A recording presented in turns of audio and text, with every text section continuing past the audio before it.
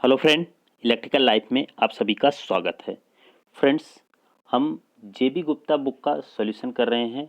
इस समय हमारा जो चैप्टर या जो टॉपिक चल रहा है वो है एसजीपी का, यानी स्विच गियर एंड प्रोटेक्शन का। तो उसके जो भी क्वेश्चन हैं हम उनका सॉल्यूशन कर रहे हैं। लेकिन क्वेश्चनों का सॉल्यूशन करने से पहले आपको बहुत ही अच्छे तरीके से उसका बेसिक आइडिया होना चाहिए कि हर एक क्वेश्चन को आप किस तरीके से सॉल्व करोगे। एक एक क्वेश्चन को अगर आप बहुत अच्छे से सॉल्व करना चाहते हो तो उसका थ्योरेटिकल नॉलेज आपके पास थोड़ा बहुत होना चाहिए। ठीक है, थोड़ा सा कंसेप्ट आपको पता होना चाहिए जिससे आपको किसी भी क्वेश्चन में कोई भी प्रॉब्लम नहीं होगी। तो आज हम जो क्वेश्चन डिस्कस करेंगे उसी के लिए जो थ्योरी हमने बनाई है उसका थ्योरेटिकल पोर्शन है। फिर उसके बाद इसी बेसिस पर आपको क्वेश्चन सॉल्व करने पड़ेंगे। तो आप जैसे ही थ्योरी सॉल्व कर लोगे तो फिर थ्योरी आप पढ़ लेंगे। उस तरीके से जब आप क्वेश्चन सॉल्व करने जाएंगे तो बहुत ही आसानी से आप क्वेश्चन को सॉल्व कर लेंगे। ठीक है, चलिए अगर हम बात करें, जैसे आपके पास कोई ट्रांसमिशन लाइन है। ठीक है, सपोज इस केस इस तरह से आपकी बनी हुई है। ठीक है, ये ट्रांसमिशन लाइन है और जब इसमें कोई फॉल्ट नहीं है, ठीक है, कोई फॉल्ट नहीं है, तो जनरेटर आपको मतलब कि करंट फीड करेगा, मोटर के पास जाएगी। ठीक है, आपको पता है कि जनरेटर का जो इनपुट होता है वो मैकेनिकल होता है और जो आउटपुट होता है वो इलेक्ट्रिकल होता है। ठीक है, तो इस जनरेटर से जो आपकी इलेक्ट्रिकल पावर यानी कि जो इलेक्ट्रिकल एनर्जी जाएगी वह मोटर को मिलेगी। सपोज हमेशा मान के चल रहे हैं मोटर को मिलेगी। तो मोटर का इनपुट जो होता है वो इलेक्ट्रिकल एनर्जी होगा और इसका आउटपुट जो होता है वो मैकेनिकल। तो हम कोई मैकेनिकल वर्क करेंगे और ये कंडीशन तब की है जब आपके पास कोई भी फॉल्ट नहीं हो, क्योंकि हमें एसजीपी पढ़ रहे हैं तो स्विच गियर एंड प्रोटेक्शन में आपको फॉल्ट के बारे में बहुत ही अच्छा आइडिया होना चाहिए। ठीक है, तो जब कोई फॉल्ट नहीं है तो हमारा सिस्टम बिल्कुल हेल्दी है, वो इस तरह से है। उसके बाद जैसे ही हमारा अंडर फॉल्ट यानी फॉल्ट की कंडीशन आती है, सपोज ये आपका जनरेटर है, ये आपका मोटर है और ये पोर्शन जो था ये हमारा ट्रांसमिशन लाइन था, यहीं पे हमें फॉल्ट हुआ है। ठीक है, ये ध्यान से आप देख सकते हो कि यहाँ पे फॉल्ट हुआ है। तो जनरेटर से जो करंट फ्लो हुई, मान लीजिए कि जनरेटर की फॉल्ट करंट होगी और उसी कंडीशन में जब फॉल्ट होगा तो मोटर से भी एक फॉल्ट करंट फ्लो होगी। ठीक है, और जहाँ पे फॉल्ट हुआ है वहाँ की जो फॉल्ट करंट होगी वह किससे किससे मिलके बनेगी, जनरेटर से और मोटर की फॉल्ट करंट से। तो इस चीज़ से आप समझ सकते हो कि जब किसी भी कंडीशन में फॉल्ट हो रहा है तो जनरेटर तो पहले भी आपको मतलब कि करंट दे ही रहा था। ठीक है, लेकिन आप एक चीज़ अगर नोट किए कि जैसे ही हमारा फॉल्ट हुआ तो मोटर से भी हमारी करंट जाने लगी, मोटर से भी करंट जाने लगी। इसका मतलब है कि फिर मोटर मोटर की तरह ना काम करके एक जनरेटर की तरह काम करने लगा है। ठीक है, और जो कि मतलब इलेक्ट्रिकल एनर्जी को फीड करेगा। अब वो इलेक्ट्रिकल एनर्जी देगा यानी एक जनरेटर की तरह काम करेगा। देखिए, हमने इसके बारे में लिखा है तो ध्यान से आप समझिए कि विदाउट एनी फॉल्ट यानी जब भी सिस्टम आपका हेल्दी है, कोई फॉल्ट नहीं है, तो generator feed the power to motor. यानी जब सिस्टम में किसी भी तरह का फॉल्ट नहीं है तो जनरेटर क्या करेगा, पावर को फीड करेगा। वो पावर कहाँ पे जाएगी, मोटर के पास जाएगी। लेकिन ध्यान समझिएगा कि in case of short circuit fault, जब हम क्या करते हैं, शॉर्ट सर्किट फॉल्ट हमारा सपोज हो गया तो electrical input of motor is zero. यानी कि जो इलेक्ट्रिकल इनपुट था मोटर का वो क्या हो जाएगा, जीरो हो जाएगा।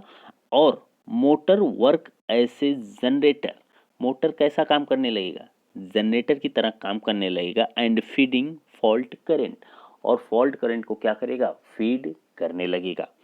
तो क्लियर है, आपको ये पॉइंट समझ में आ गया कि जब भी आपको इस तरह का फिगर दिखे, ठीक है, इस तरह का फिगर दिखे और बीच में अगर आपका फॉल्ट हो रहा है, ठीक है, याद रखिएगा कि जहाँ पे फॉल्ट होता है, जहाँ पे शॉर्ट सर्किट फॉल्ट होता है वहाँ पे करंट ज़्यादा होती है, वहाँ पे करंट क्या होती है, ज़्यादा होती है और वोल्टेज क्या होता है, जीरो।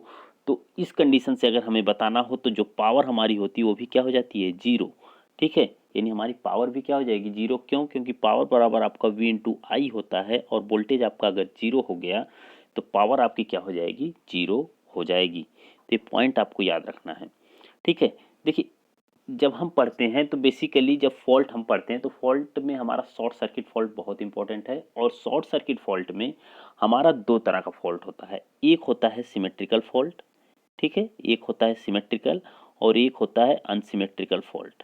अनसिमेट्रिकल फॉल्ट, ठीक है। सिमेट्रिकल फॉल्ट जो होता है ये आपका ट्रिपल एल या फिर ट्रिपल एल जी फॉल्ट होता है, और जबकि L G, double L G, ये सारे फॉल्ट जितने होते हैं ये सब अनसिमेट्रिकल में आते हैं। देखिए सिमेट्रिकल में तीनों फेज होंगे आपके, जबकि अनसिमेट्रिकल में आपके 3 फेज नहीं होंगे, 2 फेज होगा, double line to ground fault होगा। इस तरह के जो फॉल्ट होंगे वो अनसिमेट्रिकल में आएंगे, ठीक है, जबकि सिमेट्रिकल में आपके तीनों फेज इन्वॉल्व होंगे। तो देखिए इसमें इम्पोर्टेंट आपका बन जाता है कि हम जब मतलब पढ़ते हैं तो हमें इम्पोर्टेंट बनता है कि सिमेट्रिकल फॉल्ट करंट को आप कैसे कैलकुलेट करोगे। तो इसके बहुत ही मतलब कि आपको फॉर्मूले मिलेंगे। इस फॉर्मूले पर हम फाइंड आउट करते हैं कि हम सिमेट्रिकल फॉल्ट करंट को कैसे फाइंड करेंगे। शॉर्ट सर्किट एमवीए अभी आपका आएगा, शॉर्ट सर्किट एमवीए, जो कि बहुत ही इंपॉर्टेंट है। इस पे बेसिस मतलब क्वेश्चन आपके बहुत आते हैं, तो ये सब चीज़ों के बारे में आपको बेसिक आइडिया होना चाहिए, ठीक है। देखिए जो हम सिमेट्रिकल फॉल्ट का कैलकुलेशन करेंगे तो सबसे पहले आपको अगर जेड पर यूनिट बताना हो तो जेड पर यूनिट बताने के लिए आपको पता है कि पर यूनिट मतलब जेड एक्चुअल वैल्यू अपान बेस वैल्यू, ये तो होता ही होता है, ठीक है। पर यूनिट का मतलब क्या, एक्चुअल वैल्यू अपान बेस वैल्यू। एक्चुअल वैल्यू का मतलब कि जेड ओम होगा और बेस वैल्यू मतलब जेड बेस होगा, ये मान के हम चल रहे हैं, ठीक है। तो जेड पर यूनिट बराबर जेड ओम अपान जेड बेस, और जेड ओम और बेस वैल्यू अगर आपकी जेड बेस है तो जेड बेस आप निकालते हो कैसे, वी बेस से और आई बेस से। तो हमने क्या किया, इसमें कुछ अलग किया, बस वी बेस अपान आई बेस कर दिया। देखिए फिर जेड पर यूनिट आपका क्या निकल के आ गया, जेड ओम आई बेस अपान वी बेस। ये क्लियर है आपका, इतना निकल के आ गया, इस पर कोई डाउट नहीं है। लेकिन अगर आपको फॉल्ट करंट पर यूनिट में अगर आपको निकालना है, फॉल्ट करंट निकालना वो भी किस में, पर यूनिट में, तो फॉल्ट करंट पर यूनिट में निकालेंगे तो I fault current upon I B, ठीक है। देखो पर यूनिट मतलब क्या होता है, एक्चुअल वैल्यू अपान base value. Actual value fault current हम निकाल रहे हैं तो एक्चुअल वैल्यू अपान बेस वैल्यू। एक्चुअल वैल्यू क्या होगी, जो फॉल्ट करंट फ्लो होगी, ठीक है। अभी हम इसके बारे में बात कर रहे हैं, ठीक है ना। और ये फॉल्ट करंट जो होती है, थोड़ा सा ये पॉइंट आप याद रखिएगा कि ये जो होती है लाइन करंट होती है। ये भी कई बार जेईई के एग्जाम में पूछा गया है कि जो फॉल्ट करंट होती है मतलब कि फॉल्ट करंट वो कौन सी, फेज करंट होती है कि लाइन करंट होती है। तो आपको याद रखना कि ये लाइन करंट होती है। फॉल्ट जब भी हम बात करते हैं शॉर्ट सर्किट एमवीए में तो लाइन वोल्टेज होगा, लाइन करंट होती है। ये पॉइंट रिमेंबर रखिएगा, एकदम याद रखिएगा, ठीक है। उसके बाद अगर आप देखिए तो I fault upon I base, अब देखेंगे आप अगर ध्यान से तो आई बेस बराबर आपका क्या होगा, आई बेस, ठीक है, आई बेस तो वी बी अपान जेड ओम, जो बेसिकली हम निकाले हैं कि आपका फॉल्ट करंट क्या होगी, ठीक है। फॉल्ट करंट जो हम निकाले हैं वो किस तरीके से निकालेंगे, ये पॉइंट याद रखिएगा। तो ये फॉल्ट करंट बराबर होता है V B upon Z ohm, V V upon Z ohm, ठीक है। अब देखिए तो जैसे ही V B upon Z ohm होता है तो देखिए जेड ओम की जगह अगर आप रखेंगे तो क्या होगा, यहाँ से अगर आप कैलकुलेट करें तो जेड ओम को यहीं छोड़ दीजिए तो ये जाएगा Z P U into V B upon I B होगा, होगा कि नहीं होगा, ठीक है। तो देखिए V B upon Z ohm की जगह पे हम क्या रखेंगे, V B upon I B Z P U into I B, Z P U into I B, ठीक है। यहाँ पे आई बी होगा, सॉरी लिखना भूल गए, ठीक है। तो यहाँ आई बी से आई बी कैंसिल हो जाएगा, वी बी से वी बी कैंसिल हो जाएगा। तो आई फॉल्ट पर यूनिट जो आपका निकल के आएगा वो डायरेक्टली आपका निकल के आएगा 1/z पर यूनिट, ठीक है। तो ये पॉइंट इंपॉर्टेंट है, याद रखिएगा कि आई फॉल्ट पर यूनिट जो होता है वो बराबर होता आई जेड पर यूनिट के एंटी प्रोपोर्शनल। बहुत इंपॉर्टेंट पॉइंट है, ये कभी भी आपसे पूछा जा सकता है। तो फॉल्ट करंट जितनी ज़्यादा होगी इम्पिडेंस वहाँ का बहुत ही कम होगा, क्लियर है। उसके बाद हम देखते हैं हमारा इंपॉर्टेंट एक फॉर्मूला और है कि एमवीए शॉर्ट सर्किट। देखिए कभी भी आपसे एमवीए पूछे तो एमवीए निकालने का सबसे अच्छा फॉर्मूला क्या होता है, under root 3 V B I B, ठीक है। ये जो वी बी और आई बी है ये क्या है, ये लाइन वोल्टेज और लाइन करंट है, ये पॉइंट याद रखिएगा, ठीक है। ये एमवीए निकालने का सबसे आसान तरीका है। उसके बाद अगर आप यहाँ से देखें तो आई बी बराबर आपका क्या होगा, देखिए कभी जैसे हम फॉल्ट करंट निकाल रहे हैं, ठीक है, ध्यान से समझिएगा कि जैसे हम आई एफ मतलब कि फॉल्ट करंट पर यूनिट में निकाल रहे हैं तो I fault current I base current होता है। तो इस बेस करंट को अगर आपको पता करना है तो ये बेस करंट जो होती है लाइन करंट होती है। कौन सी करंट होती है, लाइन करंट। और लाइन करंट को निकालने के लिए आपको इम्पोर्टेंट है कि यहाँ से आई बेस आप निकालोगे, तो आई बेस निकालोगे तो M V A B upon under root three V B होगा। क्लियर है इतनी चीज़? क्लियर है ना? तो देखिए I fault per unit current जब हम निकालते हैं तो I fault current upon I base current होता है, तो आई फॉल्ट करंट जो होती है वो आई बेस करंट और आई फॉल्ट पर यूनिट होता है। ये तो फॉर्मूले के बेसिस पर है, आप इसको आसानी से समझ सकते हो कैसे आया। ठीक है, क्योंकि फॉल्ट पर यूनिट में निकाल रहे हैं तो actual fault upon base fault. ठीक है, तो इसको इधर भेज देंगे तो ये मल्टीप्लाई हो जाएगा, तो फॉल्ट करंट बराबर इतना निकल के आपका आ जाएगा। ये चीज़ क्लियर है? अब देखिए इंपॉर्टेंट है, ध्यान से देखिएगा। शॉर्ट सर्किट एमवीए जब हम कैलकुलेट करते हैं तो बहुत ही इंपॉर्टेंट है कि शॉर्ट सर्किट एमवीए जब भी आपको कैलकुलेट करना होगा तो कैसे करेंगे। तो देखिए शॉर्ट सर्किट एमवीए कैलकुलेट करने का मतलब कि ये फॉल्ट के बाद की बात है। ठीक है, जब तक फॉल्ट नहीं हुआ तब तक तो सिर्फ हम एमवीए फाइंड करते हैं, लेकिन जब हमारे सिस्टम में फॉल्ट हो जाता है तो उस कंडीशन में हम short circuit MVA find out करते हैं। शॉर्ट सर्किट एमवीए हम क्यों फाइंड आउट करते हैं? जैसे देखिए, जैसे हमारा ये सिस्टम है, ठीक है, तो यहाँ पे कोई फॉल्ट हुआ। अब फॉल्ट हुआ होगा तो इस फॉल्ट को जज करने के लिए हम लोग रिले लगाए होंगे, सर्किट ब्रेकर लगाए होंगे।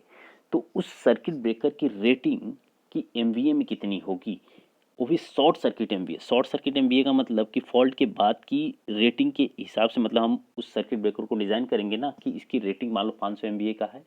ठीक है, सर्किट ब्रेकर, तो फॉल्ट जो होगा वो 500 एमवीए के पार होगा तभी तो मतलब ऑपरेट होगा ना। अगर 500 एमवीए के नीचे होगा तो ऑपरेट कैसे होगा?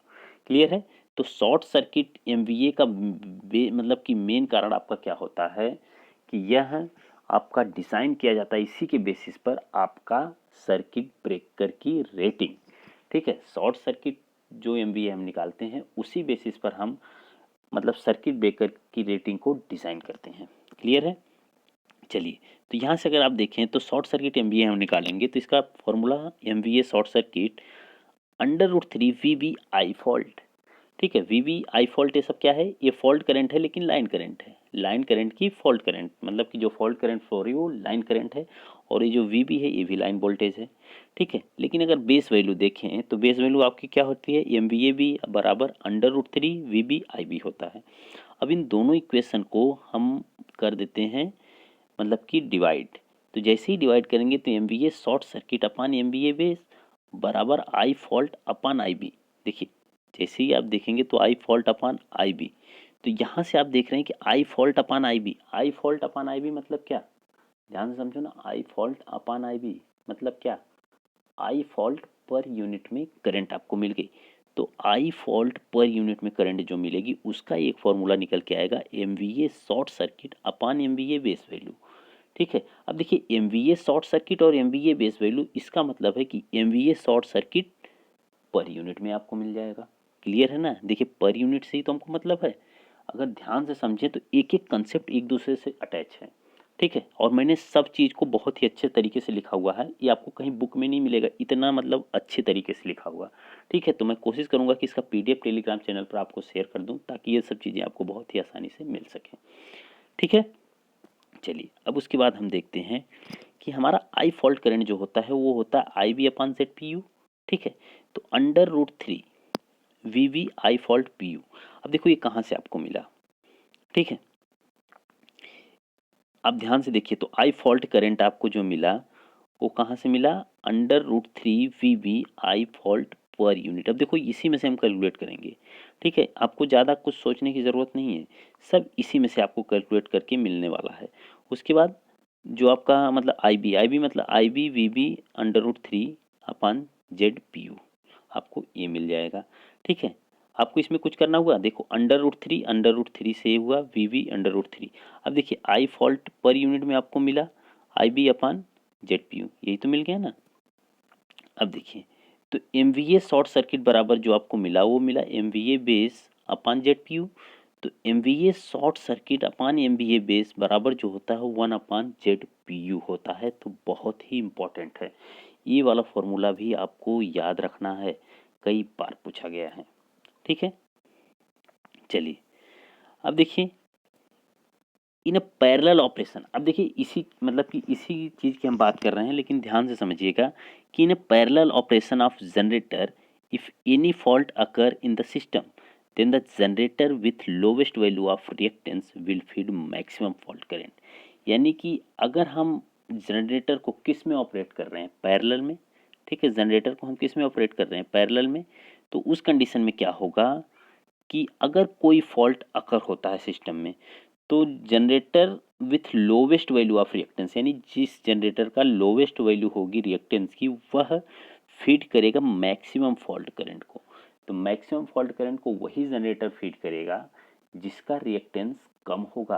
क्लियर है? जब हम पैरेलल में ऑपरेट करवाएंगे तो इससे एक फॉर्मूला और निकल के आता है कि आई फॉल्ट करंट बराबर 1 रिएक्टेंस, 1 रिएक्टेंस। तो बहुत इंपॉर्टेंट फॉर्मूला है, इसे आप याद रखिएगा, इससे भी क्वेश्चन आपके आते हैं। क्लियर है? चलिए अब हम देखते हैं अगला क्वेश्चन, मतलब कि अगला एक फॉल्ट हम पढ़ लेते हैं। ये देखिए, ये जो एलजी फॉल्ट है, ये देखिए अनसिमेट्रिकल फॉल्ट है, ठीक है। इसके बारे में हमने इसलिए डिस्कशन किया क्योंकि इसी बेसिस पे क्वेश्चन आपको मिलने वाले हैं, ठीक है, इसी बेसिस पे क्वेश्चन मिलने वाले हैं 2-3, तो इसलिए हमने सोचा कि चलो एलजी फॉल्ट को डिस्कशन कर लेते हैं, फिर आगे क्वेश्चन जब हम सॉल्व करेंगे तो उसमें जैसे डबल एलजी फॉल्ट हो गया, ट्रांसमिशन लाइन का फॉल्ट हो गया, कोई भी चीज़ मिलेगी उसका भी थ्योरी पोर्शन हम जरूर रखेंगे, ठीक है। तो देखिए, तो बेसिकली जो हम एलजी फॉल्ट पढ़ते हैं, तो बेसिकली एलजी फॉल्ट जो होता है या फिर अनसिमेट्रिकल फॉल्ट होता है, इसके लिए हम लोग पढ़ते हैं सीक्वेंस करंट को। सीक्वेंस करंट हमारी मतलब कि 3 होती हैं। एक होती है पॉजिटिव सीक्वेंस करंट, एक होती है निगेटिव सीक्वेंस करंट और एक होती है जीरो सीक्वेंस करंट। देखो डिफरेंस क्या है इनमें। जो आपकी मतलब कि पॉजिटिव सीक्वेंस, जैसे कि एक मान लीजिए कि एक फेजर है, ठीक है, ये मान लीजिए कि आई आर है, ये आई वाई है और ये आई बी है, और ये तीनों एक दूसरे से कैसे सेपरेटेड हैं, 120 डिग्री पर ये सेपरेटेड होते हैं।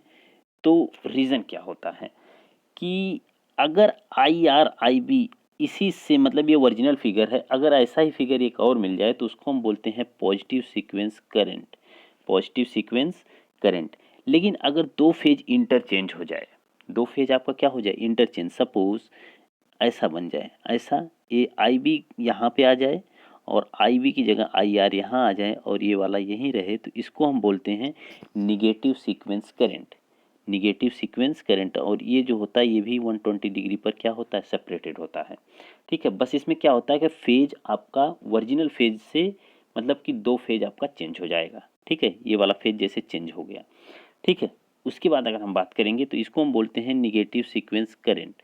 और जीरो सीक्वेंस करंट क्या होती है कि तीनों फेज आपके 0 डिग्री पर होंगे, तीनों फेज आपके कैसे होंगे, 0 डिग्री पर, जैसे ऐसे बना दिए, ठीक है, आई आर आई वाई और आई बी, ये तीनों फेज आपके हो गए और तीनों किस पर होंगे, 0 डिग्री पर होंगे, तो ये आपका होगा जीरो सीक्वेंस करंट, ठीक है। देखिए अब इसमें इंपॉर्टेंट जो पॉइंट है मैंने सिर्फ उसी को लिखा है।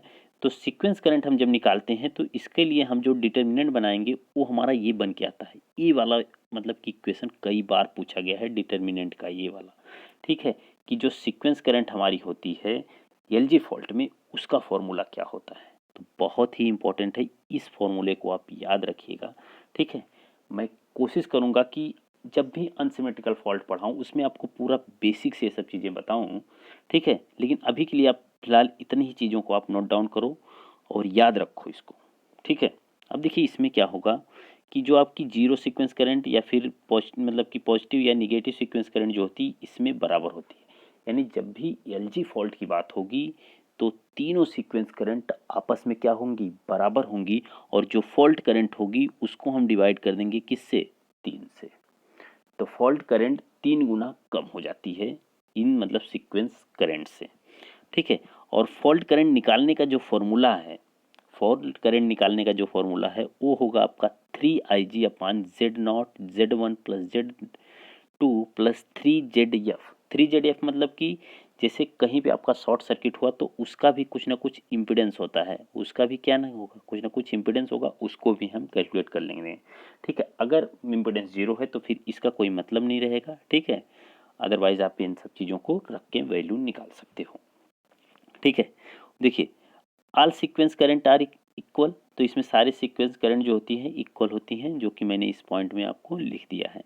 अब देखिए एक बहुत ही इंपॉर्टेंट लाइन है जो क्वेश्चन मतलब कि पूछा जा सकता है आपसे कि in case of ground fault, जैसे कि एलजी फॉल्ट हो गया, डबल एलजी फॉल्ट हो गया, ठीक है, आर्किंग प्रोड्यूस, जब भी आपका एलजी फॉल्ट होगा या फिर आपका डबल एलजी फॉल्ट होगा, यानी लाइन टू ग्राउंड फॉल्ट होगा, तो आपका आर्किंग प्रोड्यूस होगा। अगर आपका आर्किंग प्रोड्यूस हो रहा है तो इस आर्किंग के कारण this will increase the charging current, यानी जब भी आर्किंग प्रोड्यूस होगा तो आपका क्या इंक्रीज होगा, चार्जिंग करंट इंक्रीज होगा। So voltage of health phase increase, यानी कि देखिए जब हमारी चार्जिंग करंट इंक्रीज होगी तो जो हेल्थी फेज है, हेल्थी फेज यानी जिस पर मतलब कि किसी भी प्रकार का फॉल्ट नहीं है, तो उसका भी फेज वोल्टेज क्या हो जाएगा, इंक्रीज हो जाएगा। और जब फेज वोल्टेज इंक्रीज हो जाएगा तो ये बहुत डेंजरस हो जाएगा और इसको आप लिमिट नहीं कर सकते हो। और जब आपका वोल्टेज एक बार बहुत अच्छे से बढ़ जाता है तो फिर उससे क्या होता है कि आपका इंसुलेशन बहुत डैमेज हो जाता है। इंपॉर्टेंट पॉइंट है सबके सब कि जब जब आपकी चार्जिंग करंट बढ़ेगी तो आपका वोल्टेज बढ़ेगा, जब आपका वोल्टेज बढ़ेगा तो आपका इंसुलेशन डैमेज होने के चांस बढ़ेंगे। अब इस चीज़ को हमें बचाना है किससे, तो इससे हम कंपनसेट करते हैं, एक इंडक्टिव कॉइल को कनेक्ट कर देते हैं किसमें, ग्राउंड से लेके न्यूट्रल के बीच में। तो जब भी आपका एलजी फॉल्ट होगा, डबल एलजी फॉल्ट होगा, उसमें हम एक इंडक्टिव कॉइल को कनेक्ट करते हैं। कौन सी कॉइल होगी, इंडक्टिव कॉइल को कनेक्ट करते हैं। और इस इंडक्टिव कॉइल को कनेक्ट करते हैं कहाँ से कहाँ के बीच में, ग्राउंड से न्यूट्रल के बीच में। और ये जो कॉइल होगी उस कॉइल का नाम होगा पीटरसन कॉइल। तो याद रखिएगा कि जो एलजी और डबल एलजी फॉल्ट होता है उसमें कौन सी कॉइल यूज करते हैं, तो पीटरसन कॉइल को हम इस्तेमाल करते हैं। ये थी इतनी बातें, हम आज के थ्योरी वाले सेक्शन में इतनी बातें थी। तो इस पॉइंट को आपको, आई होप आपने इस पॉइंट को सबको एंजॉय किया होगा। अब हम आगे चलेंगे क्वेश्चन के ऊपर, ठीक है। तो हम चलते हैं अब क्वेश्चन के ऊपर, ओके ठीक। देखिए तो क्वेश्चन क्या है हमारा कि the positive, negative and zero sequence per unit impedance of two generator, दो जनरेटर का जो निगेटिव, पॉजिटिव और zero sequence per unit impedance है, कनेक्ट है किसमें, पैरेलल में। Are x1 equal to 0.12 pu और x2 इक्वल टू 0.096, ठीक है, pu and x naught is equal to 0.036 pu for a LG fault at generator terminal with 1 pu voltage, the positive sequence current will be। तो positive sequence current आपसे पूछ लिया। अब इसमें आपको सोचने की बात है, देखिए ध्यान से समझिएगा, बहुत ही इम्पोर्टेंट है कि आपको जो पॉजिटिव, निगेटिव और मतलब कि जीरो सीक्वेंस इम्पीडेंस दे रखा है और आपका जो पीयू दे रखा है वो 1 पीयू दिया है वोल्टेज आपका, आपसे पॉजिटिव सीक्वेंस करंट पूछ रहा है कि कितनी होगी। तो एक चीज़ बताइए, ये जो जनरेटर हैं, जनरेटर कनेक्ट किस में है, पैरेलल में। अगर जनरेटर पैरेलल में कनेक्ट है तो दो जनरेटर की बात की गई है। अगर दो जनरेटर की बात की गई है तो दोनों जनरेटर का जो x1 है वो 0.12 है, ठीक है। ध्यान से आप समझिए, बस कंसेप्ट को समझिएगा कि दो जनरेटर है, सपोज एक जनरेटर ए है और एक जनरेटर ए है, ठीक। अगर दो जनरेटर हैं, दोनों का पॉजिटिव, निगेटिव और जीरो सीक्वेंस सेम है, तो जब हम इनका इक्विवेलेंट निकालते हैं, ध्यान से आप समझिएगा कि x1, मान लीजिए कि x1 आपका 0.12 है, पैरेलल में होगा 0.12 के, ठीक है। ये तो आप समझ सकते हो ना कि दो जनरेटर हैं, दोनों पैरेलल में कनेक्टेड हैं, तो x1 भी पैरेलल में कनेक्ट होगा, x2 भी पैरेलल में होगा और x नॉट, यानी दोनों के x नॉट पैरेलल में, दोनों के x2 पैरेलल में, दोनों के x1 पैरेलल में होंगे। ये चीज़ तो क्लियर है ना। तो फॉल्ट करंट या फिर पॉजिटिव सीक्वेंस करंट निकालने के लिए जो फॉर्मूला है उसको हम मान लिए IR1 है।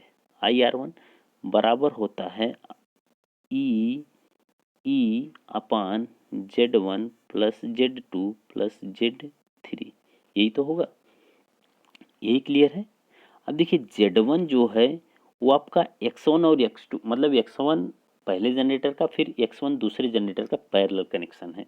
क्लियर है इतनी चीज़। अब देखिए जैसे 0.12 पैरेलल विथ 0.12, तो पैरेलल करते हैं तो हम क्या करते हैं, 0.12 अपान 2 कर देते हैं। ये तो क्लियर है ना आपको कि आधा कर देते हैं। जब भी हमारा दो सेम चीज़ पैरेलल में कनेक्ट होता है, इम्पीडेंस की बात हो या रिएक्टेंस की, उनको हम आधा कर देते हैं, तो 0.12/2 कर सकते हैं। ये तो क्लियर है ना, इतनी चीज़ें तो समझ सकते हो आप। तो आप क्या करो, Z1/2 करो, Z2/2 करो और Z3/2 करो। क्लियर है। या फिर अब अगर आप निकालेंगे तो IR1 बराबर 1/0.12/2 प्लस 0.096/2 प्लस 0.036/2। ठीक है, सबके बटे 2 कर देंगे। अब इसका हम क्या कर लेंगे, कैलकुलेशन करेंगे। जैसे ही कैलकुलेशन करेंगे तो हमारा आंसर जो निकल के आएगा वो आंसर आएगा ऑप्शन नंबर ए। ठीक है, अब आपको कुछ नहीं करना, सिर्फ उन सबको मतलब कि डिवाइड 2 से करने के बाद उनको ऐड करना है, बस डिवाइड कर देना है। आपका जो पीयू निकल के आएगा वो 7.936 पीयू निकल के आ जाएगा। क्लियर है इतनी चीज़? चलिए अब हम देखते हैं अपना अगला क्वेश्चन। अगला क्वेश्चन है कि if the star side of the star delta transformer shown in figure excited by negative sequence voltage then. अब देखिए क्वेश्चन क्या है आपका कि ये आपका स्टार टू डेल्टा एक ट्रांसफॉर्मेशन दिया हुआ है। इसमें कह रहा है कि निगेटिव सीक्वेंस वोल्टेज हम क्या कर रहे हैं, फीड कर रहे हैं। अगर निगेटिव सीक्वेंस फीड कर रहे हैं तो आपको बताना है कि इसमें से VAB लीड करेगा VAB बाई 60 डिग्री, यानी ये VAB जो होगा ये लीड करेगा इस VAB से कितना 60 डिग्री, या फिर ये VAB लैग करेगा इस VAB से 60 डिग्री, या फिर जो भी ऑप्शन आप देख सकते हो ऑप्शन के हिसाब से आपको बताना है। क्लियर है इतनी चीज़? अब देखो हम बताएंगे कैसे। जैसे निगेटिव सीक्वेंस की बात हुई, कोई बात नहीं भाई, निगेटिव सीक्वेंस। अब देखिए ध्यान से, ये हम जब भी फेजर बनाएंगे इसी तरीके से बनाएंगे। ये मान लीजिए VC है, ये VA है, और ये क्या है, ये VB है। ठीक है, तो इस VA को तो हम लाएंगे इधर, ये तो आपको इतना तो पता ही है, बेसिक आइडिया। ठीक है, इतना तो पता है, यही ना, यही तो करते हैं। अब देखिए हम क्या करेंगे कि जैसे मान लीजिए कि ये तो हम करेंगे ही करेंगे, तो इस VA को जैसे ही हम लाएंगे यहाँ पे, ठीक है, तो ये VA आपका हो गया VA, ठीक है, सॉरी VA, ठीक है, ये VA हो गया। तो यहाँ से हम देखिए इसके पैरेलल लाइन खींचेंगे, इसके पैरेलल लाइन खींचेंगे। ठीक है, तो फिर यहाँ से हम देखेंगे कि सॉरी ये मिट गया, फिर से देख लेते हैं। ठीक है, ये देखिए ये आपका मान लीजिए कि बना हुआ है, ये आपका मान लीजिए VA था, ये आपका VC था, और ये आपका क्या था, VB था। क्लियर है यही चीज़? तो इसको हम ला देंगे हैं यहाँ पे, तो फिर इसके पैरेलल एक इसके पैरेलल लाइन खींचेंगे तो ये आपका बनेगा, और ये जो होगा ये होगा VAB। ये क्या होगा, VAB। और इसके बीच में आपको पता है कि यहाँ से यहाँ तक का जो एंगल बनता है वो 120 डिग्री बनता है। लेकिन अगर आप देखेंगे कि यहाँ से यहाँ के बीच का कितना एंगल है, तो यहाँ से यहाँ के बीच का भी एंगल कितना है, 120 है। कितना है, 120 है। उसके बाद अगर आप देखेंगे, ठीक है, उसके बाद अगर आप देखेंगे तो आपको एक चीज़ समझ में आएगी कि इसके बीच में कितना एंगल बनेगा, इसके बीच में। ठीक है, तो इधर देखिए, इधर 90 हो जाएगा, ये 30 बनेगा आपका, इसके बीच में जो बनेगा वो कितना बनेगा, 30 डिग्री बनेगा। तो यहाँ से आपको पता चलेगा कि जो VAB है वो 30 डिग्री इस VAB से क्या करेगा, लैग करेगा। ठीक है, ध्यान से आप समझिए। देखिए ऐसे नहीं समझ में आ रहा है ना, तो एक चीज़ आप समझ सकते हो कि जैसे ये बनाए, ये बनाए, ये बनाए। क्लियर है? ये मान लीजिए आपका VB था, ये आपका क्या था, VC, और ये आपका था सपोज, ठीक, देखते हैं, ये आपका था VA। ठीक, तो ये हम ला दिए ये यहाँ पे। ठीक है, ये VB हमने यहाँ लाया है। ठीक है, तो इनके बीच में पैरेलल लाइन खींचेंगे तो ये तो होगा VAB। ठीक है, और ये VAB जो होगा ये बेसिकली क्या है, ये है स्टार कनेक्शन का line to line voltage. Star connection का क्या होगा, लाइन टू लाइन वोल्टेज होगा। ठीक है, देखिए जब भी हम VAB की बात कर रहे हैं तो यानी दो फेज की बात कर रहे हैं। ये चीज़ आप समझ रहे हो कि दो फेज की बात कर रहे हैं। दो फेज का मतलब होता है कि स्टार की बात कर रहे हैं, क्योंकि स्टार में दो फेज के बीच का जो वोल्टेज होता है वो क्या होता है, लाइन टू लाइन वोल्टेज होता है। जबकि डेल्टा कनेक्शन में सिर्फ एक फेज की अगर हम बात करेंगे तो इसका मतलब लाइन टू लाइन वोल्टेज हो जाएगा वो। ठीक है, तो ये जो VA है ये है आपका लाइन टू लाइन वोल्टेज, किसके लिए, डेल्टा के लिए। किसके लिए, डेल्टा के लिए। तो आप इसमें ध्यान से देख सकते हो कि VA जो है ये क्या कर रहा है, लीड कर रहा है, यानी कि डेल्टा वाला जो है वो लीड कर रहा है, जबकि स्टार वाला है वो क्या कर रहा है, लैग कर रहा है। इस फिगर से आप ध्यान से समझ सकते हो कि स्टार वाला लैग कर रहा है जबकि डेल्टा वाला क्या कर रहा है, लीड कर रहा है। तो यहाँ से वो भी कितने डिग्री, 30 डिग्री, ठीक है 30 डिग्री। तो वी ए बी जो होगा वो लैग करेगा वी ए बी से कितना, 30 डिग्री से लैग करेगा। तो क्वेश्चन बहुत कठिन नहीं है, आसान ही है, बस थोड़ा सा आप इस तरीके को अच्छे से यूज कर लो। ओके, चलिए अब हम देखते हैं अगला क्वेश्चन। अगला क्वेश्चन हमारा है कि two generator units G1 and G2 are connected by 15 kV line with a bus at the mid point as shown in below. ठीक है, तो इस फिगर में आपको ऐसे दिखाया गया है। इसमें आपको क्या है कि एक G1 है आपका जिसको 250 MVA और 15 किलो वोल्ट की रेटिंग है और पॉजिटिव सीक्वेंस रिएक्टेंस इसका जो दिया है वो 25% दिया हुआ है। उसी तरह से G2 की वैल्यू दे रखा है और इसका जो पॉजिटिव सीक्वेंस रिएक्टेंस है वो 10% दे रखा है। और L1 और L2 यानी ट्रांसमिशन लाइन जो 10 किलोमीटर की है, इसका जो पॉजिटिव सीक्वेंस मतलब कि रिएक्टेंस है वो 0.225 ओम पर किलोमीटर में दे रखा है। आपसे क्वेश्चन क्या पूछ रहा है, क्वेश्चन पूछ रहा है कि for the above system the positive sequence diagram with the PU value on the 100 MVA common basis. तो 100 एमवीएम बोल दिया कॉमन बेस के लिए, कॉमन बेस आपका कितना बोल दिया, 100 बेस। अब ध्यान से आप समझिए कि आपको पहले कितना दिया है, 250 एमवीए दिया है, लेकिन कॉमन बेस आपको नया क्या मिल गया, ये मिल गया आपको न्यू वैल्यू, और ये जो आपको दिया है ये दिया है ओल्ड वैल्यू। यहाँ से तो क्लियर है ना। लेकिन जो ये 15 किलो वोल्ट दिया है ये आपको कैसा दिया है, ये आपको दिया है ओल्ड वैल्यू। क्या दिया है, ओल्ड वैल्यू। जबकि क्वेश्चन में अगर आप देखेंगे, ठीक है, क्वेश्चन में तो G1 एंड G2 जो कनेक्टेड है वो 15 किलो वोल्ट से कनेक्टेड है, तो ये आपका एक न्यू होगा, एक क्या होगा, ओल्ड होगा। अब दोनों की वैल्यू सेम है तो इससे थोड़ा सा कन्फ्यूजन है, बट आप समझ सकते हो कि ये जो G1 है इसका तो पहले ही दे रखा है ना, तो फिर 15 किलो वोल्ट से तो न्यू वैल्यू और ओल्ड वैल्यू दोनों ही 15 किलो वोल्ट हो जाएंगी। क्लियर है इतनी चीज़।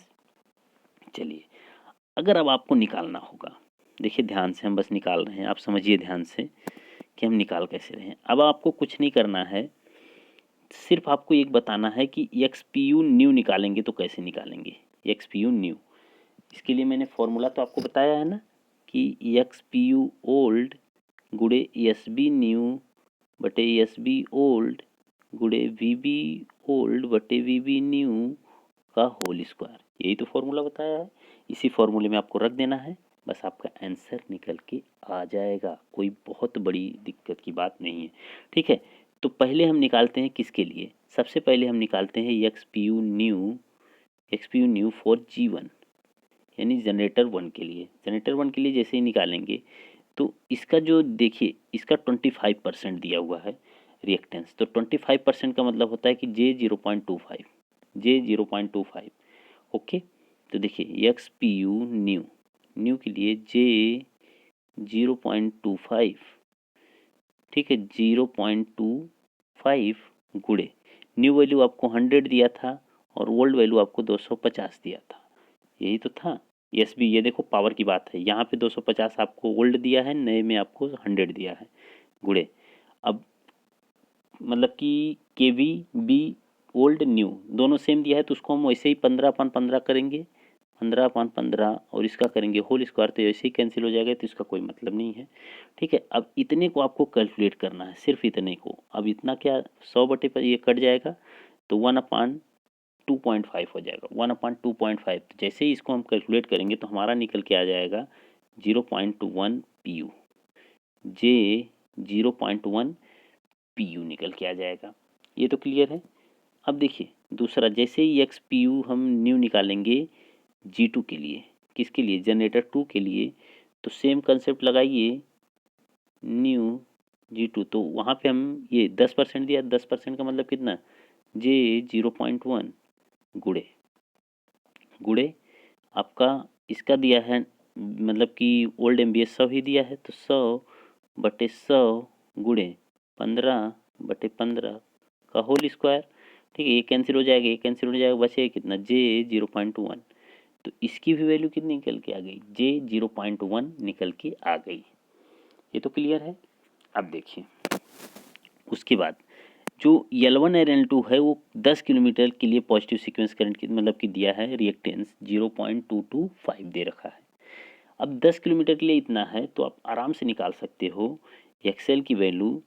तो 0.225 गुणे, ये तो पर किलोमीटर में दिया है ना, तो 10 किलोमीटर की बात होगी तो 10 से मल्टीप्लाई कर देंगे तो कितना हो जाएगा 2.25 आपका ओम, 2.25 ओम हो जाएगा।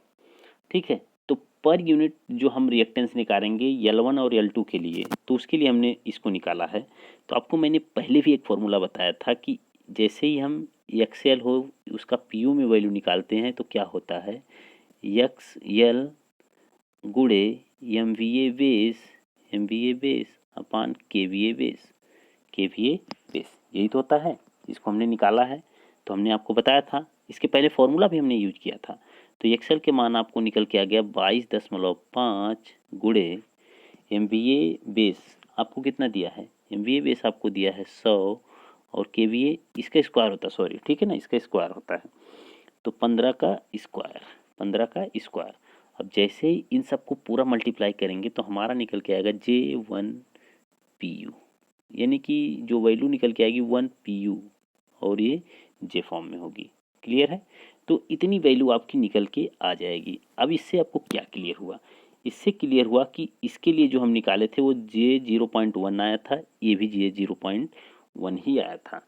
और जो ट्रांसमिशन लाइन थी हमारी, ट्रांसमिशन लाइन के लिए जो हमारा निकल के आया था 1 PU निकल के आया था। बस यही आपको लगाना था कि कहाँ पे कितना होगा। ठीक है, अब यहाँ पे देखिए 0.25 है, ऐसे है फिर ऐसे है। ठीक है, तो वैल्यू ही डिफरेंट दे रखा है, लेकिन करेक्ट आंसर जो होगा ऑप्शन नंबर ए हो जाएगा। ऑप्शन नंबर ए में आपको मिल रहा है। तो सब कुछ कैसे हमने निकाला, तो बहुत ही आसानी से आप समझ सकते हो इस चीज़ को। क्लियर है ना। चलिए अब हम देखते हैं अपना अगला क्वेश्चन। अब देखिए अगला क्वेश्चन क्या कह रहा है कि if the above system the 3 phase fault MVA at the bus 3 is. अब देखिए जो ऊपर वाला सिस्टम की बात की है कि जैसे इसी फिगर के लिए ये जो बस 3 आपकी लगी हुई है, यहाँ पे अगर सपोज आपका कोई फॉल्ट हो गया, कोई ना कोई फॉल्ट हो गया, तो उसके लिए आप कैसे कैलकुलेट करोगे। अब ध्यान से समझो कि जब यहाँ पे फॉल्ट होगा तो यहाँ से कोई ना कोई फॉल्ट करंट फ्लो होगी, यहाँ से कोई ना कोई, मान लो यहाँ से IF1 फ्लो होगी, यहाँ से IF2 फ्लो होगी। ठीक है, हमने अभी देखो जो हमने थ्योरी वाला सेक्शन देखा तो सबसे पहले यही पॉइंट हमने देखा था। मान लो यहाँ पे एक जगह मोटर लगा था, लेकिन वो मैटर नहीं करता। फॉल्ट यहाँ पे हुआ आपका, तो यहाँ से फॉल्ट करंट जाएगी और इधर से भी फॉल्ट करंट आएगी। दो डिवाइस लगी हुई हैं, दोनों के दोनों कैसे वर्क करेंगे, एज ए जनरेटर वर्क करेंगे। क्लियर है, तो यहाँ से कुछ ना कुछ फॉल्ट करंट जाएगी, यहाँ से कुछ ना कुछ फॉल्ट करंट जाएगी, तो टोटल फॉल्ट करंट कितनी होगी। हमने उस फिगर मतलब कि जो थ्योरी वाला देखा तो वहाँ पे हमने देखा कि आई फॉल्ट बराबर होता है IF1 प्लस IF2, यही तो आपको मिलेगा। और ये भी क्लियर है क्योंकि इधर का अगर इसको मतलब हम सेपरेट ऐसे करते हैं तो इधर का भी रिएक्टेंस क्या है, सेम है, और इधर का भी रिएक्टेंस सेम है। इसका मतलब है, ध्यान से आप समझना कि ये सारी वैल्यू इधर की सेम है, इधर की वैल्यू भी सारी सेम है। तो इसका मतलब है कि जो फॉल्ट करंट IF1 होगा वही फॉल्ट करंट IF2 होगा, इसमें तो कोई डाउट नहीं है। आप समझ सकते हो इस चीज़ को। अब देखिए, तो फॉल्ट करंट जैसे ही हम निकालेंगे, ध्यान से समझना कि फॉल्ट करंट हम जैसे ही निकालेंगे उस कंडीशन में हमारे पास क्या होगा कि जैसे ही एक फॉल्ट करंट हमने निकाला, ध्यान से समझिएगा कि फॉल्ट करंट निकाला तो हमको यहाँ का वोल्टेज पता होना चाहिए। अब देखो अगर PU की बात करें तो PU में कुछ दिया नहीं है, तो हम इसको हमेशा 1 PU मान के चलेंगे। ठीक है, दोनों को हम मान लेते हैं कि 1 PU था। जब भी पर यूनिट सिस्टम मानते हैं तो हमेशा एक मानते हैं ताकि कैलकुलेशन थोड़ा सा ईजी हो जाए। और एंगल कितना मान के चलेंगे, 0 डिग्री, ये हम एंगल अपने से मान के चल रहे हैं। ठीक है, इसमें कोई बहुत बड़ा कुछ ऐसा नहीं है। ठीक है, तो जैसे ही आप निकालोगे एक फॉल्ट करंट, यानी कि IF1 या फिर IF2 बराबर 1, मतलब कि ये जो यहाँ का वैल्यू है, ठीक है, 1 अपान कितना है, J 0.1 प्लस इसी को जोड़ देंगे J 1.0, इसी को हम जोड़ देंगे।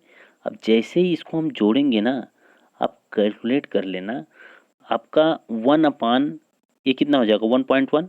देखिए कैसे हमने किया, कुछ नहीं किया, इसको हमने मान लिया 1 एंगल 0, इसको भी मान लिया 1 एंगल 0। तो इस सेक्शन का फॉल्ट करंट निकालेंगे तो ए वाला वोल्टेज अपान ए वाला रिएक्टेंस, ये जोड़ के तो निकालेंगे।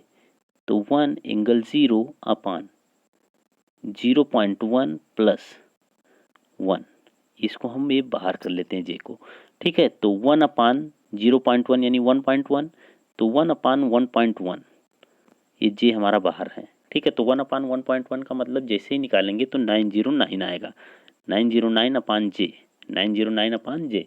अब जे ऊपर जाएगा तो माइनस हो जाएगा। तो आपका जो फॉल्ट करंट निकल के आई, ध्यान से समझना कि फॉल्ट करंट जो निकल के आई माइनस जे 0.909 आई, तो ये आई सिर्फ IF1, ठीक है। उसी तरह से IF2 भी यही आएगी, माइनस जे 0.909, यही निकल के आएगी। क्लियर इतनी चीज़। तो जो टोटल फॉल्ट करंट होगी हम इसको जोड़ देंगे, जैसे ही इनको हम जोड़ेंगे तो ये हमारा आएगा माइनस जे, ठीक है, क्योंकि आपको पता है कि टोटल फॉल्ट करंट जुड़ जाएगी। तो जुड़ने के बाद आपका जो आंसर निकल के आएगा वो आंसर आपका आएगा, ठीक है। दोनों को जोड़ेंगे तो 1.8182 आ जाएगा, दोनों को जब जोड़ेंगे तो, ठीक है। इतना ही कर ले, ठीक है। तो 1.818 आ जाएगा। ये क्लियर है। अब फॉल्ट लेवल जो हुआ वो मतलब कि इस पॉइंट पर हुआ, तो वहाँ का वोल्टेज आपने कुछ माना है, नहीं माना, तो आपका फॉल्ट लेवल जो हुआ ये आपका इतना ही होगा पीयू में जब हम निकालेंगे, ठीक है। किस में? पीयू में।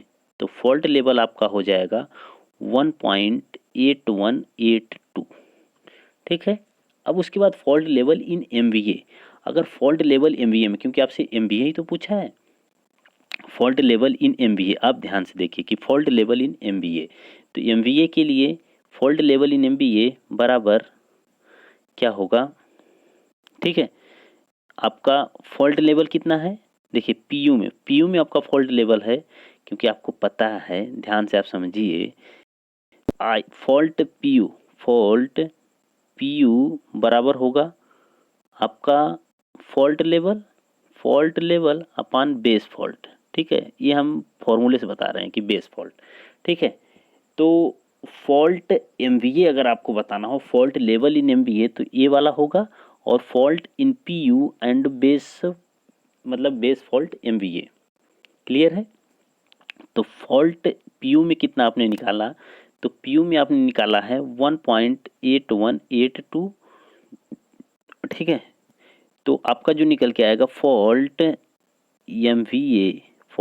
MVA ये आपका होगा 1.8182 गुणे बेस MVA, तो बेस आपका 100 दिया है क्वेश्चन में ही, ठीक है। बेस आपका कितना दिया है, 100, तो बस इसको गुणा कर देंगे तो 181.82 MVA हो जाएगा, ठीक है। तो क्वेश्चन बहुत ही कठिन नहीं है, थोड़ा सा बस समझने की बात है। अगर आपको धीरे धीरे समझ में आ रहा है तो क्वेश्चन मुझे नहीं लगता कि बहुत ज़्यादा टफ है, ठीक है। क्वेश्चन बहुत ज़्यादा टफ नहीं है। चलिए अगला क्वेश्चन की अगर हम बात करें तो देखिए अगला क्वेश्चन क्या कह रहा है कि the per unit impedance of an alternator corresponding to base value 13.2 kV and 30 MVA is 0.2 pu. The PU value of the impedance for base value of 30.8 kV and 50 MVA in PU will be. देखिए ये तो और भी आसान question आ गया, क्योंकि पहले ये जो आपका अल्टरनेटर है उसका 1 MVA मतलब कि वोल्टेज रेटिंग ये दे रखा है, MVA रेटिंग ये दे रखा है, उसका इम्पिडेंस ये दे रखा है। उसके बाद पूछ रहा है कि the PU value of the impedance और बेस वैल्यू आपको 13.8 किलो वोल्ट एंड 50 MVA दे रखा है। सेम वही वाला फॉर्मूला लगाओ, फटाफट आंसर पाओ, ठीक है। फॉर्मूला कैसे लगाएंगे, फॉर्मूला आपको पता है कि ZPU न्यू बराबर ZPU ओल्ड गुड़े SB न्यू बटे SB ओल्ड गुड़े VB ओल्ड बटे VB न्यू का होल स्क्वायर, यही तो करते हैं, बस इतना ही करना है, इसी में सब फॉर्मूले। अब देखो ZPU न्यू आपसे पूछा है, ZPU ओल्ड आपको दे रखा है इतना, SB new 50 MVA, SB old 30 MVA, कोई दिक्कत नहीं। VB ओल्ड कितना दे रखा है 13.2, और VB न्यू कितना है 13.8, बस इस फॉर्मूले में रख दो, आंसर निकल के आ जाएगा। तो जैसे ही आप रखोगे ना तो आपका आंसर देखिए निकल के आ रहा है। तो ZPU न्यू बराबर जो होगा ये यहाँ लिख देते हैं, ठीक है, न्यू, तो 0.2 गुड़े SB न्यू कितना है 50 बटे SB ओल्ड 30 गुड़े वी वी ओल्ड कितना है 13.2 अपान वी वी न्यू 13.8 का स्क्वायर हो जाएगा। क्लियर है। अब इसका कैलकुलेशन कर लो। कैलकुलेशन करने के बाद आप देखोगे कि आपका आंसर निकल के आ जाएगा 0.305 PU। 0.305 PU आपका आंसर हो जाएगा। तो correct answer option number C हो जाएगा। Option number C correct answer हो जाएगा। चलिए अब देखते हैं हम अगला क्वेश्चन। अब देखिए अगला क्वेश्चन की है an unloaded generator with a pre fault voltage 1 PU। Pre fault voltage 1 PU has the following sequence impedance. तो Z0 आपको इतना दिया है, Z1 एंड Z2 आपको इतना दिया है। तो the neutral is grounded with a reactance of 0.05 PU। The fault current in PU for a single line to ground fault. अब single line to ground fault यानी कि LG फॉल्ट के बारे में बात की गई और LG फॉल्ट के बारे में हमने आपको बताया कि सीक्वेंस करंट कैसे निकालते हैं या फिर फॉल्ट करंट कैसे निकालते हैं, इसके बारे में तो हमने बताया ना। तो उसमें आप देखेंगे कि फॉल्ट करंट निकालने के लिए आई फॉल्ट करंट बराबर हमने बताया कि 3E0 अपान Z1 प्लस Z2, यहाँ Z0 भी होता है, ठीक है, प्लस 3Z फॉल्ट। ठीक है। अब देखो इसमें क्या क्या दिया है। Z0 आपको दिया है, Z1 दिया है, Z2 दिया है और ZF भी दिया है 0.05। इसमें आपको क्या करना है कुछ भी नहीं करना है मेरे भाई, बस डायरेक्ट आपको रख देना है। क्या रखना है देखिए इसमें दिया क्या क्या चीज़ें हैं। दिया आपको है ये देखिए जो वोल्टेज है 1 PU आपको दे रखा है, पहले ही दे रखा है, इसमें तो कोई सोचने समझने की बात ही नहीं है, सब कुछ पहले ही दे रखा है आपको। ठीक है। तो आपको कुछ नहीं करना है, कुछ नहीं करना है ना। तो बस आई फॉल्ट करंट बराबर 3I0 3 गुणे 1 3 गुणे 1 अपान जे, चलो जे हम सब में कॉमन ले लेते हैं। ठीक है। सब में जे होगा ही होगा, ऐसा तो नहीं कि किसी में होगा किसी में नहीं होगा, सब में जे होगा। तो जे हमने कॉमन ले लिया तो ये हो जाएगा 0.15 गुणे 0.25 प्लस 0.25 प्लस 3 गुणे 3ZF होता है ना 0.05। ठीक है। अब देखिए तो फिर जैसे ही इन सबको कैलकुलेट करेंगे और जोड़ेंगे तो हमारा जो फॉल्ट करंट निकल के आएगी वो होगी 3 अपान जे 0.8। अब जैसे इसको डिवाइड करेंगे तो हमारा निकल के आएगा 3.75 अपान जे। ठीक है। तो ये जे ऊपर जाएगा तो माइनस हो जाएगा, तो माइनस जे। ठीक है। ये नीचे से हट के ऊपर जाएगा तो माइनस जे हो जाएगा। बाकी हमको PU में लिखना है तो माइनस माइनस से कोई मतलब नहीं है, तो 3.75 PU आ जाएगा। 3.75 PU। तो ऑप्शन नंबर ए में ही आपको दे रखा है। तो बहुत ही बढ़िया क्वेश्चन था ये भी। ठीक है। चलिए अब हम देखते हैं अपना अगला क्वेश्चन। अगला क्वेश्चन हमारा है कि an isolated synchronous generator with transient reactance equal to 0.1 PU on a 100 MVA base is connected to high voltage bus through a step up transformer of reactance 0.1 PU on a 100 MVA base. The fault level at the bus is। अब देखिए इसमें कुछ भी है क्या, एक isolated synchronous generator है जिसका ट्रांजिएंट रिएक्टेंस इक्वल है किसके 0.1 PU on a 100 MVA base is connected to high voltage bus through a step up transformer, और उसका भी रिएक्टेंस कितना दिया है 0.1 और उसका भी बेस कितना है 100 MVA बेस दिया है। तो आपसे पूछ रहा है फॉल्ट लेवल। ठीक है। क्या पूछ रहा है फॉल्ट लेवल। तो फॉल्ट लेवल का मतलब कि शॉर्ट सर्किट MVA आपसे पूछ रहा है। तो शॉर्ट सर्किट MVA के लिए मैंने अभी आपको एक फॉर्मूला बताया था कि शॉर्ट सर्किट, ठीक है, एक पॉइंट आपको याद होगा कि MVA शॉर्ट सर्किट बराबर होता है आपका MVA बेस अपान Z। अब Z का मतलब क्या है X1 प्लस X2। X1 का मान कितना है आपका 0.1 PU दिया है और X2 का मान भी 0.1 PU दे रखा है। तो बहुत कठिन नहीं है। MVA बेस आपको कितना दे रखा है 100 दिया है, तो बहुत ही आसान हो गया। तो MVA, ठीक है, MVA शॉर्ट सर्किट बराबर होगा 100 अपान 0.1 प्लस 0.1। ठीक है। तो कठिन तो है नहीं।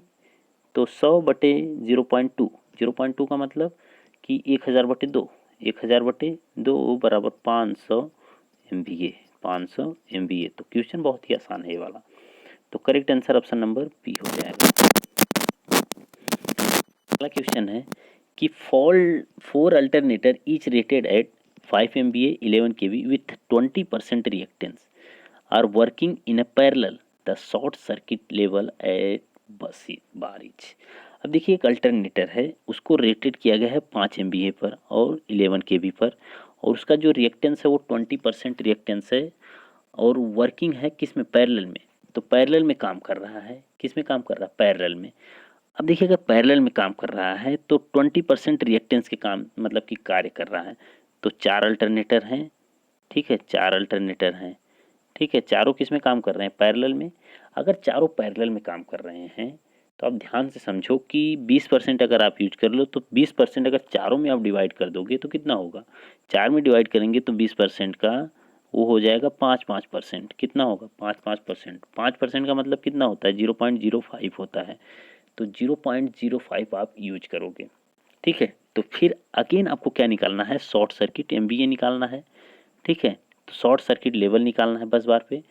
तो MVA short circuit, MVA short circuit, अगर MVA शॉर्ट सर्किट आप निकालोगे तो आप देखोगे कि MVA बेस कितना दिया, 5, ठीक है।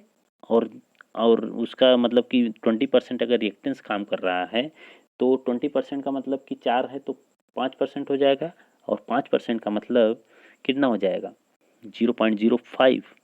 और इसको जैसे ही आप डिवाइड करोगे आपका आंसर आएगा 100 MVA, 100 MVA। तो करेक्ट आंसर जो होगा ऑप्शन नंबर डी हो जाएगा। क्लियर है। तो गाइज आज की वीडियो को हम यहीं पे स्टॉप करते